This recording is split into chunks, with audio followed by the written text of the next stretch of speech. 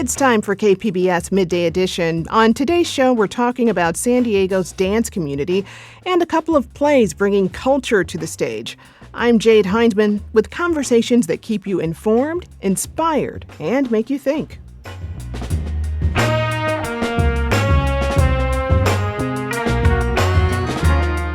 Funding cuts are challenging dance theaters across San Diego.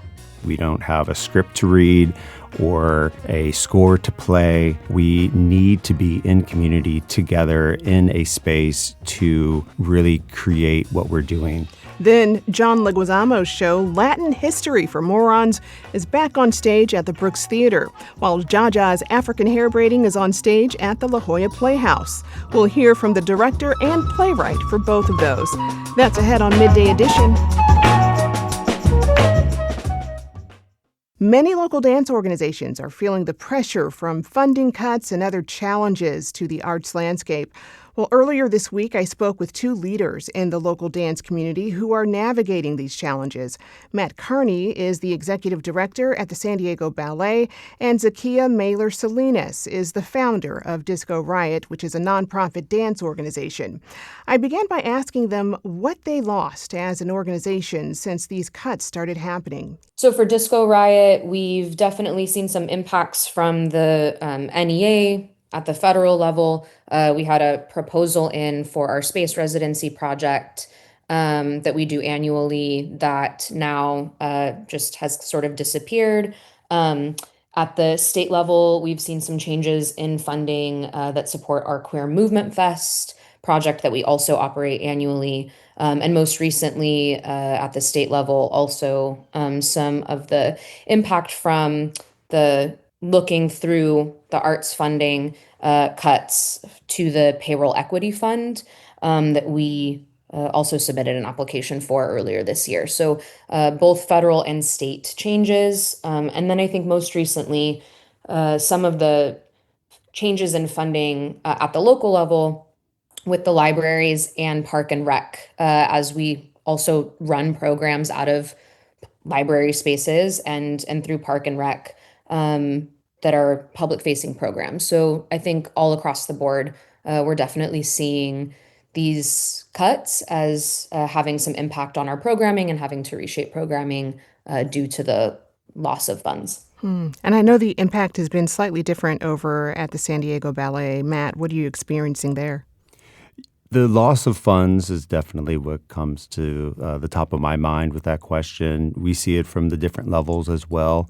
On the federal level, we were awarded a National Endowment for the Arts grant, got the award letter, the whole 9 yards, to fund programming in this calendar year, January to December. So we started the program and spent funds towards it. We got an email in about 2 weeks ago on a Friday at 6:30 p.m. saying that the grant had been revoked. So that was in the middle of the programmatic year we already started. So we had to commit that and keep going towards that project, even though the funds have been pulled back. On the state level, we've been advocating for a loss there from a systemic level of about $5 million. So we've been advocating to go to get $5 million back into the state California Arts Council budget that would bring us back to where we were 2 years ago. So we're still waiting to hear from the budget, but we're seeing kind of a systemic loss on the state level. On the county in San Diego, we're really trying to fight to find, they have a Commission for Arts and Culture on the county level, but it's not yet funded. So we're trying to advocate to get that funded. And then we're seeing here on the city level, the Office of Cultural Affairs for the city of San Diego is getting a 10% cut. And we're all feeling the effects. And then to mirror some of the statements that Zakia had mentioned, it goes further in terms of the cuts to libraries and parks where that's not necessarily direct arts funding, but it is affecting us because we also do programs in those areas. In terms of the other loss, the loss of funds is obvious, but there's almost a loss of confidence and an increase of fear of how we can sustain moving forward. So it's kind of dealing with the brass tacks of the budget on the day-to-day basis, but also hesitant about the sustainability of our future. And, the San Diego Ballet, actually, you all just wrapped up your season with Romeo et Juliet.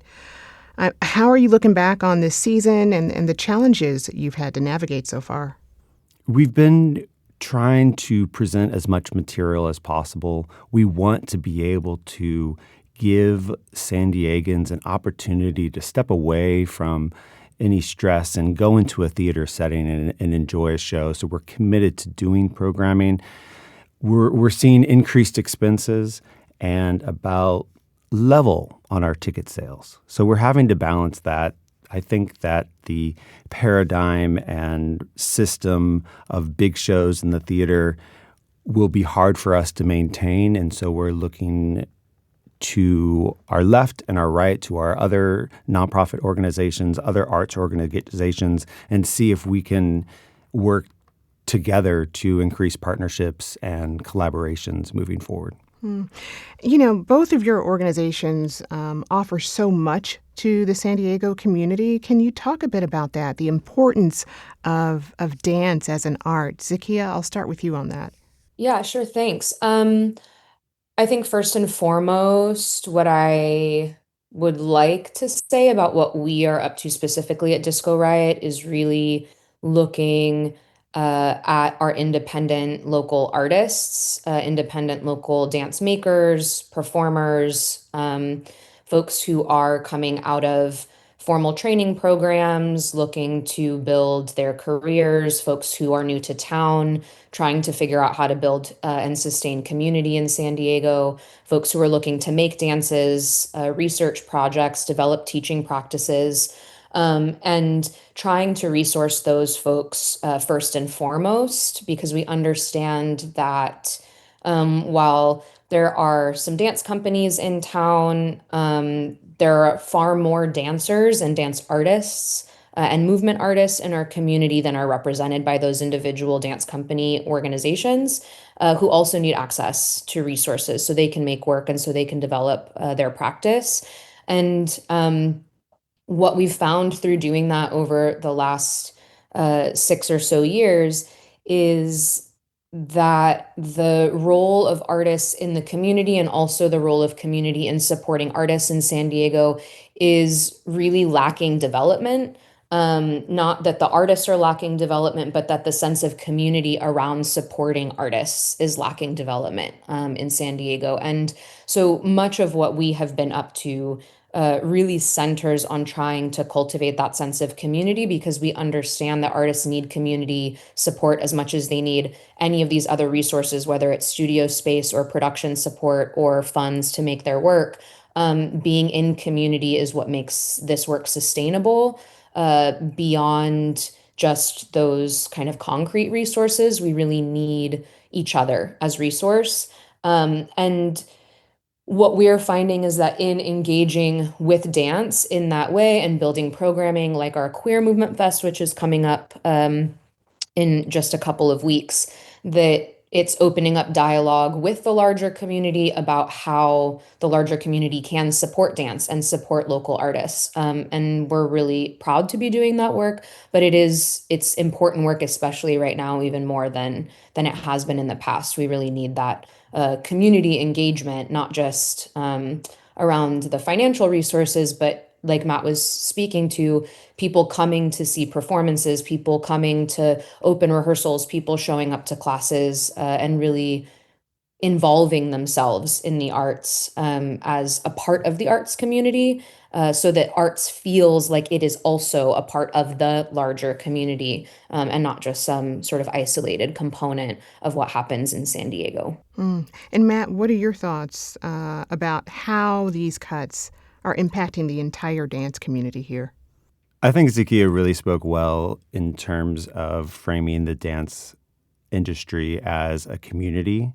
For us, dance is human resources, humans dancing, and square footage. We need a lot of space. We don't have a script to read or a score to play. We need to be in community together in a space to really create what we're doing.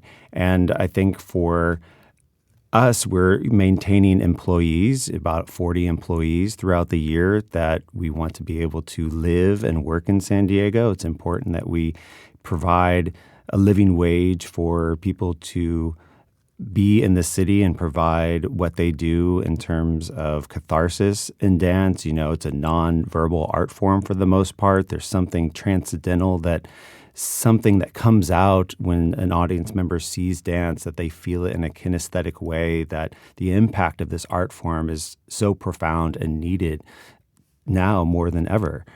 And when we're going to really think about preserving concert dance is what I would say kind of an area of dance that we're working to preserve, where that audience member can really go into the theater, the lights go dark, the stage lights come on, the curtain opens, and they're able to have that experience to get them away from their lives, or also help them process some of the things they're experiencing in a nonverbal way. What have conversations with other leaders in the dance world been like? I mean, how are you all working together to build community and to fill in the gaps? I think we really work together. I mean, the reality is that we have our micro communities that we're dealing with our different companies or organizations, and we've been really tasked right now to solve problems we weren't anticipating. So, for example, think about the cut with the NEA. We had 7 days to make an appeal. Now, they sent that email out on Friday. You get the email on Monday. And now we have 4 days to make the appeal. So that week, we were kind of in survival mode of just dealing with the problem, dealing with putting out the fires. And I think that's where we are in reality sometimes at right now, based on everything that's being thrown at us, that looking to support each other is something that I think is going to be really part of the problem. We're not going to get that governmental support. We're seeing foundations shifting their priorities. There's going to be a lot of pressure on the philanthropy sector to help us right now. And as we emerge out of the survival mode and emerge out of handling these issues and solving these problems, we will be working together with different dance organizations, different dance artists, knowing that we will be the solution in working together to make this sustainable going forward. Any final thoughts on that, Matt? Yeah, I think that there's, a good... It comes to that we will be coming together to do this no matter what, no matter the funding and the culture. I mean, it's when we, as dance artists, and particularly in the contemporary dance field that is rooted in social activism and very much in America affected by the African diaspora, that by training our bodies to be in space, lets others know that we are in control of our bodies, no one else, the government or anyone else, so that no matter the funding or things that are happening on these systemic levels, the individual artist, I run an organization, but it's made of individual artists. We are a dance company. The dancer is front and center. These human beings are the center of our art form, and we will continue to work together to produce and create work. I've been speaking with Matt Carney, Executive Director at San Diego Ballet, and Zakiya Mailer-Salinas, founder of Disco Riot. Matt, Zakiya, thank you both so much for joining us today. Thanks, Jade. Thank you.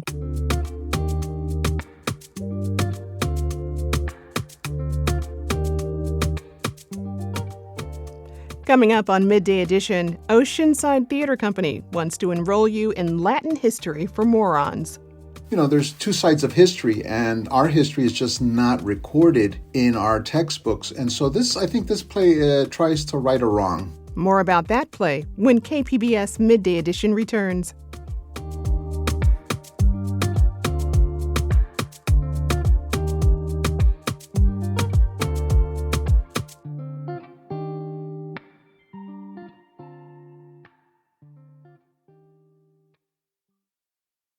You're listening to KPBS Midday Edition. I'm Jade Hindman. How do you recap 3,000 years of Latin history in under 2 hours? Well, Oceanside Theater Company's latest show, Latin History for Morons, does just that with a comedic flair.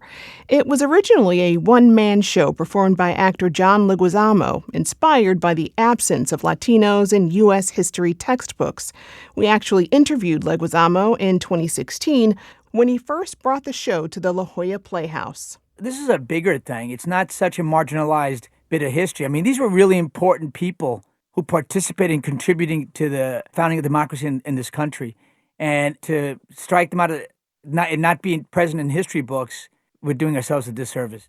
KPBS arts reporter Beth Accomando sat down with director Herbert Sigüenza about bringing that history back to the stage. Here's that conversation. Herbert, you are going to be directing Latin History for Morons at the Oceanside Theater Company. Tell us a little bit about this play. Well, this play is very interesting. John Leguizamo wrote it back, I think he started in 2016. So a lot has changed. Latin history, world history has changed a lot since 2019, as we know. But when he wrote it, he basically wanted to educate people about Latino contributions to the world and to the United States, because I guess he was doing research for his son, I think, had a project like that to talk about Latino heroes, and they just couldn't find any in the U.S. history books. And it's so true. I mean, if you go through our U.S. history books, you find very little about Latino contributions. You hear about the Mexican-American War, but you really don't know why, the motivation to of the Mexican-American War. There's two sides of history, and our history is just not recorded in our textbooks. And so I think this play tries to right a wrong.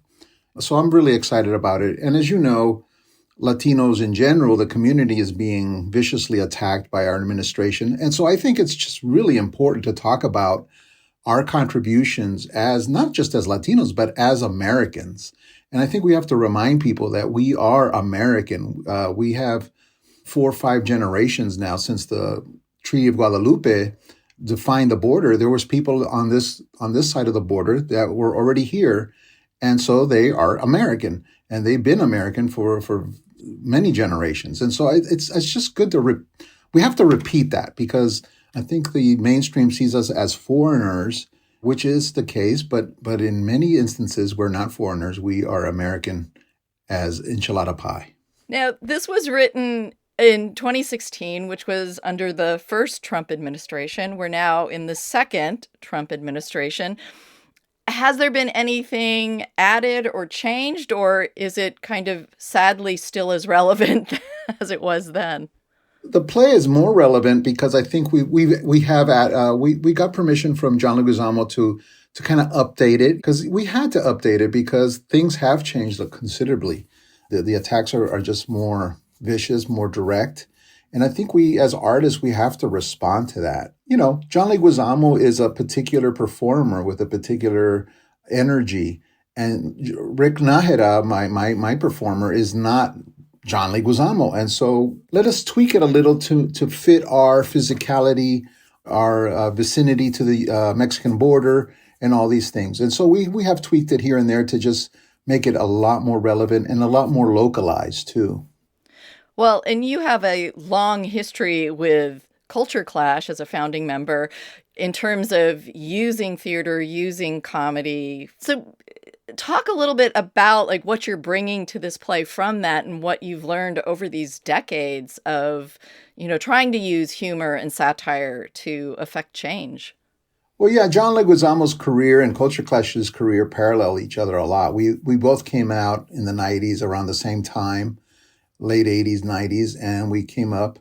And yeah, he was doing comedy as a political way of getting a message across, just like Culture Clash. So when I saw this play, I was like, oh, this is right up my alley, This is in my wheelhouse. So when they asked me to direct it, I said yes, because it's in my comfort zone for sure.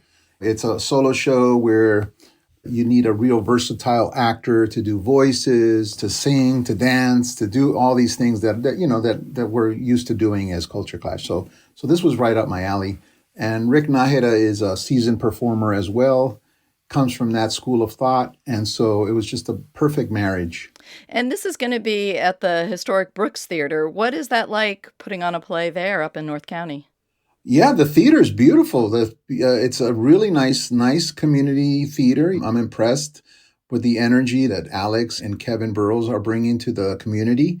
They're perfectly located right downtown in Oceanside. So I'm just really excited about their future there at the Brooks. I think this is their first Latino play. And so, we want this to be successful because we want, I personally want to see a Latino play there every year, right? So this is the first one, and we hope people come out and see it. What can you tell people to expect from this? I mean, you are getting a history lesson, but you're also getting entertained. So what kind of expectations should people bring to this? This is entertainment, first of all. John Leguizamo is an entertainer. The history is not like 100% accurate. He takes his liberties for entertainment's sake. But overall, it just explains how important we had empires here in the Americas. The colonization by Spain just was devastating for the natives who were living here peacefully in the 1500s. And so we want to really show how that conquest, that colonization 500 years ago is still, in a sense, with us today, if not in our DNA. And I think it's really important for people to know that we're still recovering from 500 years of colonization. I know that doesn't sound funny, but it's not. It's not funny, but it is psychological. It's in our DNA. I think we all live with it unconsciously, and I think that's what it's about. It's a real personal journey about being Latino in the United States, being Latino in the Americas, and I think we want to emphasize that this is a continent. People call the United States America. Well, that's not right. America is North and South America. It's the continent of America. And I think we have to look at it as a holistic continent instead of, the United States as the de facto, as the status quo of America. It isn't. There's a whole other continent, millions of people and histories that are important as well. I've seen some interviews with John Leguizamo when he was doing research for this play, and I'm curious, was there any history or information in the play that felt new to you or that was a discovery for you? Not really. I'm a big history buff too. I'm a big Latin history buff, so I knew a lot about. There's certain names that he brings up in the play that I didn't know, but I overall knew that we had participated. I didn't know how much we participated in the Revolutionary War, and that's pretty interesting. That's really interesting. We were definitely present there. We apparently funded a lot of it, through gold and through people's efforts. There was a general that donated a lot of arms to Washington to overthrow the British. So we're always getting in trouble. Now, the play is called Latin History for Morons, and in the original version of the play, I'm not sure if this has changed, it's the audience who are the morons that are being educated. So will we as audience members come out of there being a little less moronic? I think so. If for sure empathy, I think theater's about empathy, right? And it's not just education, but it's like, oh, I see why. Now I know why there's so many Mexicans. Now I know why there's Salvadorans in California. It's because of this history, right? The empathy, the civil wars we've had, all this stuff, So we just want to let people know that, people don't immigrate to the United States because they want to. They had to in many cases, right? Or they were stuck in the middle of this, the Mexican-American War. So history really informs the present, and I think we really have to look back in order to see where we're going. All right. I want to thank you very much for talking about Latin History for Morons. Thank you for having me. That was Beth Accomando speaking with director Herbert Sigüenza. Oceanside Theater Company's production of Latin History for Morons opens Friday at the Brooks Theater.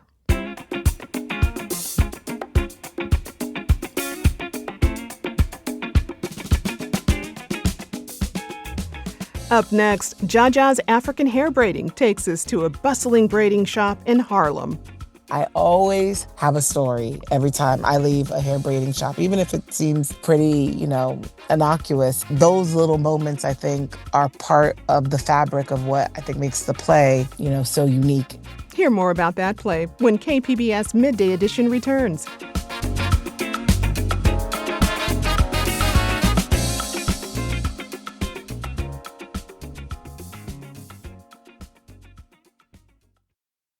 Welcome back. You're listening to KPBS Midday Edition. I'm Jade Hindman.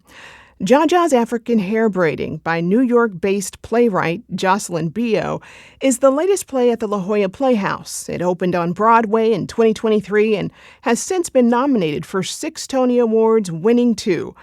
The story takes place in a West African hair braiding salon in Harlem, where a group of hair braiders and customers share their days, hopes, and dreams together. At the heart is Jaja and her daughter Marie. Now, Jaja is about to get married in what the women in the salon assume is a green card marriage.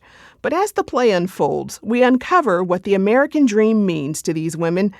KPBS arts reporter Julia Dixon-Evans recently spoke with playwright Jocelyn Bioh on the phone as she navigated her way through Harlem. Here's that conversation. So I understand that since you were a little girl, you've been going to West African hair braiding shops. Can you take us inside and talk a little bit about what makes these salons so important to you?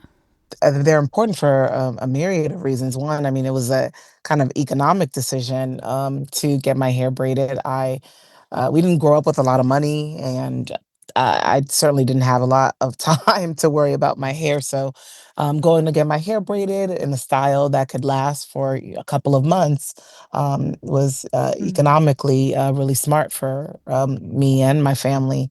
And so these places kind of became like a second home to me because I was, there so often. I still am there so often. And I think they're important spaces because, look, most of the women who own these shops are West immigrant hair braiders themselves who have come to this country. They're entrepreneurs looking to start their own business, have something of their own.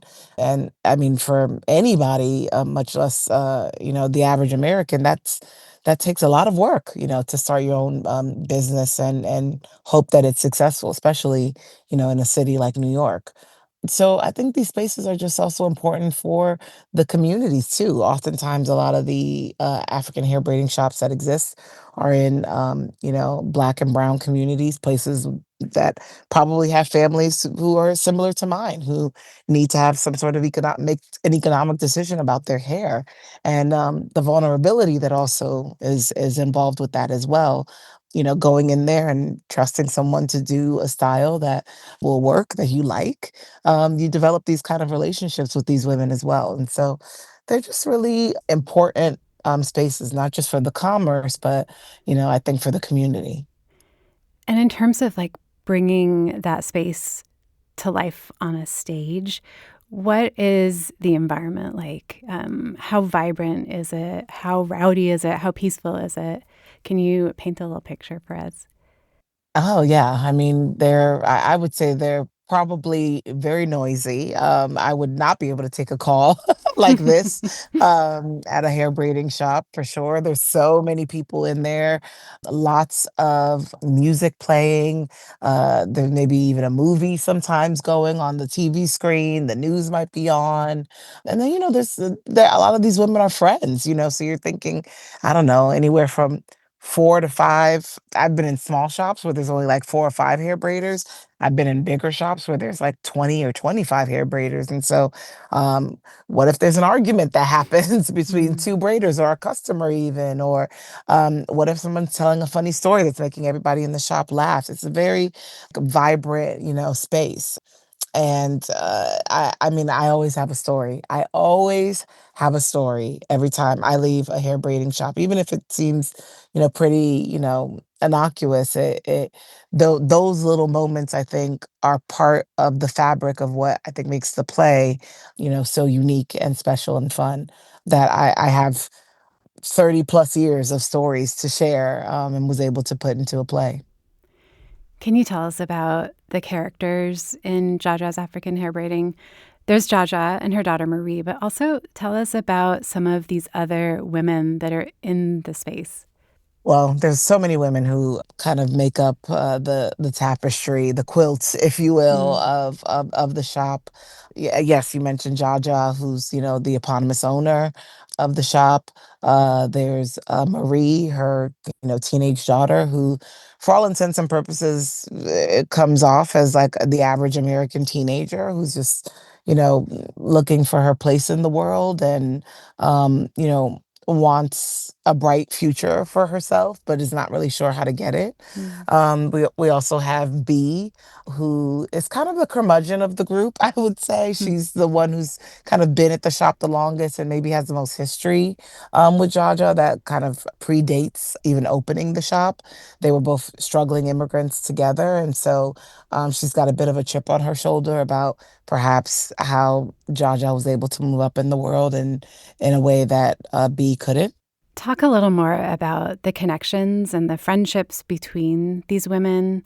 Like, what's significant about the way that they can connect and interact and like be around each other hour after hour in these shops?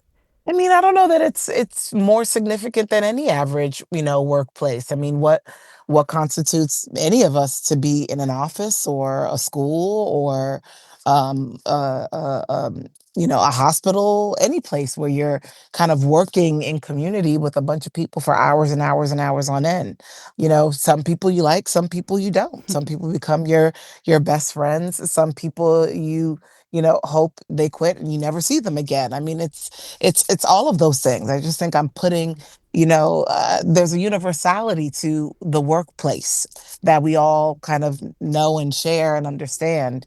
I think I'm just putting those relationships, those ideas, those people in a setting that we've never really seen before, and that maybe unless you've lived in New York or lived in Harlem or frequent hair braiding shops as much as I do, you think it may be different in there. It may not feel the same. And I think a lot of times audiences walk out feeling a real like kinship with the women, with the shop, and a kind of universality about what an intimate workplace setting is like. So Jaja is about to get married, right, in order to Yeah. secure a green card. What is at stake for her, and how does that kind of like square away with her ideas of the American dream for Jaja and for the others? Well, I mean, one would argue that I think I pose a really interesting question in the play of whether Jaja's marriage to Stephen is solely transactional just for a green card, or if there's actually really love there. And I think that's really important because, as me being the child of immigrants myself, both my parents are from Ghana and West Africa. I have, seen and heard and even attended weddings that had these same kind of question marks, or seen unions that had these same question marks. But at the end of the day, I do feel like every immigrant who comes, by and large, every immigrant who comes to this country is in search of, comeuppance, of a better life that they maybe feel like they can't quite have in wherever their, country of origin is. And there's just a lot of red tape that America, becoming an American citizen at least, makes you really cut through. And I think I Mm. just wanted to present I wanted to humanize the people behind the policy. I think oftentimes we just kind of paint immigration with such a singular narrative. And it's more complex than that. And I think showing Jaja's relationship, showing all of the women, some of them sharing their stories of even how they got to this country and even became citizens. I'm just trying to highlight the complexities that exist within that, and hope that if people walk in with some implicit biases about that Mhm. maybe they shift a little bit when they leave. You recently became a mother, and there is a I did. mother-daughter story at the heart of this play with Jaja and Marie.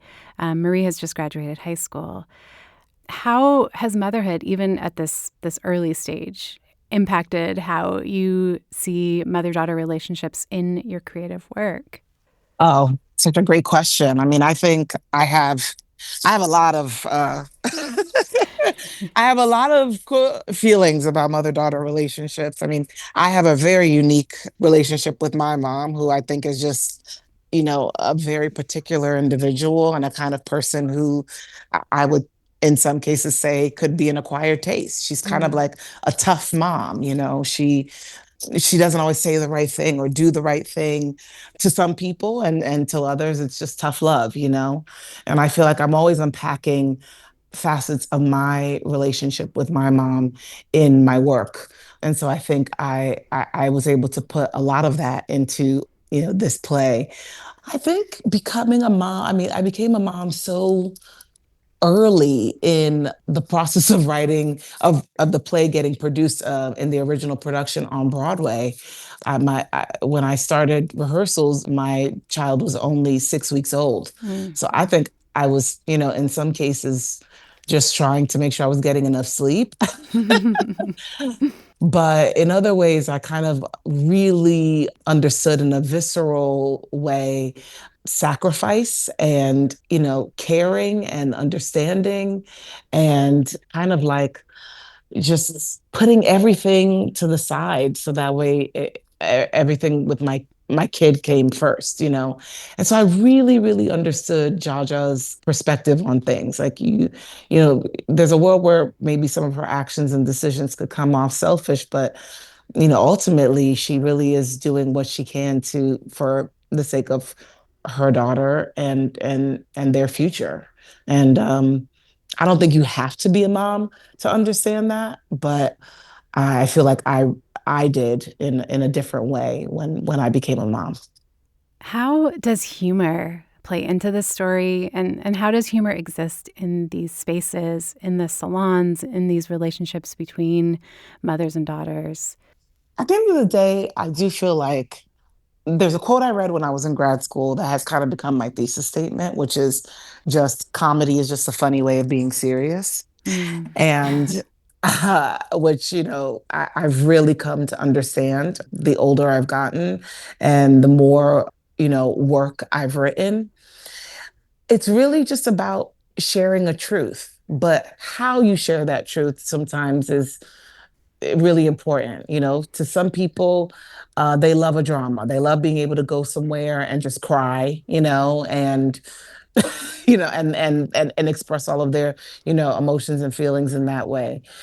I feel like, comedy and humor is important because of that spoonful of sugar mentality. I think you can really, I think you can invite people to the party, and the music may be different, like the vibe may be different, even the way somebody's like getting the story could be different, but it really ends up being a very powerful tool to endear people to, especially to what I'm doing, endear people to characters that we don't always see. I mean, there's so much about Africa and African culture and African immigrants, even, that is not mainstream in any way. I think even a lot of times some people hear an African dialect and don't even realize that they're kind of trained for the story to inherently be sad. Mm. And I think, and I understand that because there's so much of the narrative of so many African countries that did struggle and did have, post-colonial strife, whether it was war or disease or famine or anything like that. But that's not the truth of everybody on the continent. And I think using humor to tell African stories in a lot of ways feels, radical, even though I just think the truly short answer is just that's naturally where my voice lives, just naturally where I go. And it's worked out so far. That was Jocelyn Bioh speaking with KPBS arts reporter Julia Dixon Evans. Her play, Jaja's African Hair Braiding, is on stage at the La Jolla Playhouse through June 15th.